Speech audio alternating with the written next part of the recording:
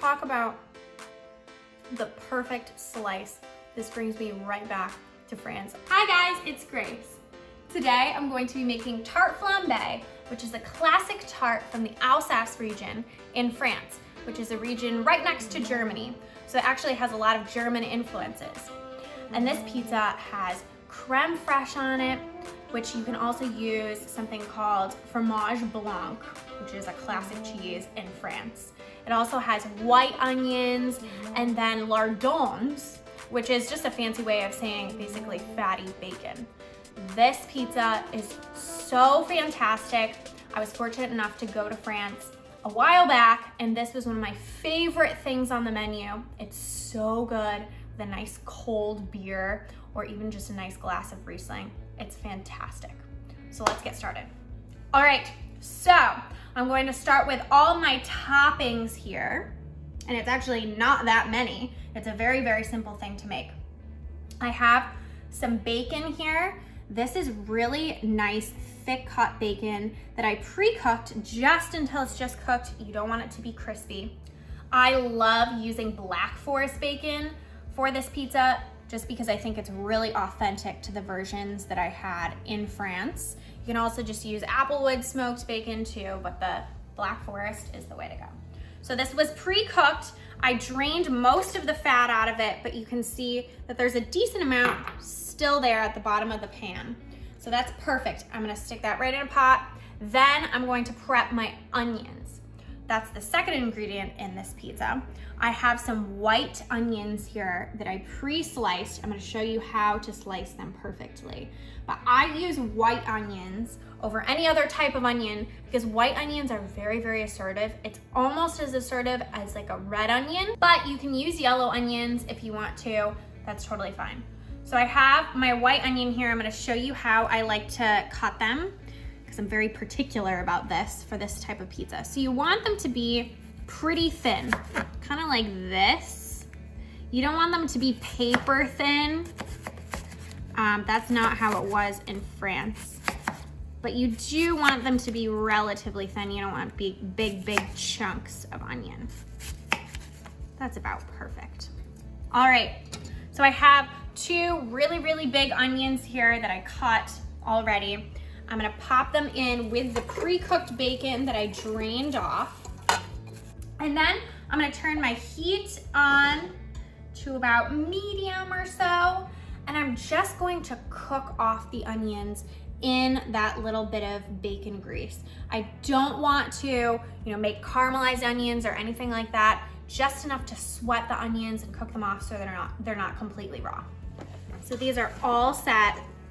They just wilted down just ever so slightly. I kept stirring them as they cooked in that little bit of bacon grease. Yum.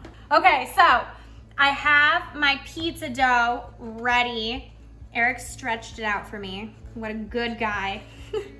I have like a whole grain crust here just because I like this particular crust. Traditionally, it's usually just a white flour crust. You can use whatever you can get in the grocery store, whatever you prefer, or you can make your own. So I stretched it out. It doesn't really matter what shape it is. Usually in France, they would serve it in this kind of oblong shape anyways, so it kind of works out for me. I have an egg yolk here, and what we're going to do is we're going to add the egg yolk into our creme fraiche here. Now, both of these concepts sounds weird. The creme fraiche thing and the egg yolk thing, it's all kind of weird. Creme fraiche on this pizza mellows out. So creme fraiche starts off kind of like a sour cream. It's very, very tangy, but it mellows out when cooked in the oven, and just, it is so fantastic. Kind of the yin and yang of the smoky bacon and the creme fraiche. I'm telling you, it's so good. And then with the egg yolk is going to just stiffen up the creme fraiche. All right, so we have our creme fraiche all mixed together. So we're gonna take our mixture and we're going to spoon it onto the crust, the dough, just like you're gonna make a pizza, just like you would do with red sauce. And you're gonna push it out towards the corners, obviously leaving a crust. Now you might notice too that there's kind of the stuff on the bottom of my pizza peel here. And this is because cornmeal, that's what it is, makes it easier for you to peel the pizza off of the pizza peel when it's coming out of the oven. If you don't have the cornmeal on the bottom, then it's really, really hard to do that. Trick of the trade.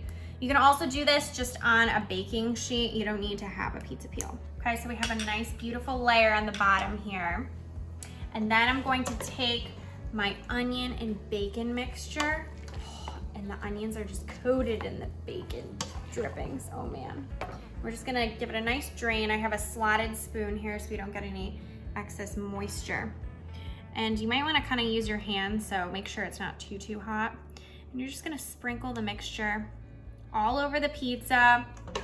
You really, really don't want too much showing of the creme fraiche. You want a nice, generous layer.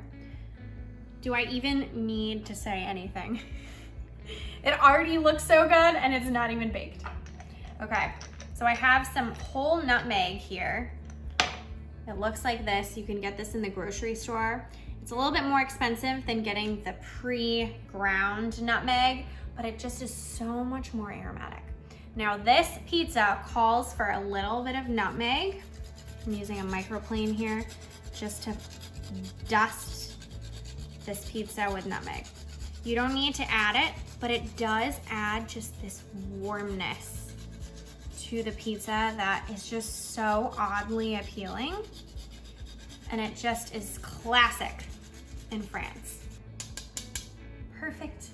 It's dusted with love. It smells so good. Okay, we are all set here. I'm going to stick our tarte flambee in the oven at 400 degrees for about 20 minutes or so until it's nice and golden brown. See you then. Oh my. I've been letting it cool on the counter for like 5 minutes and I almost just dove in. I can't help myself anymore. I already cut myself a slice so I wouldn't have to wait any longer. It's time to try. Look at how perfect this slice is.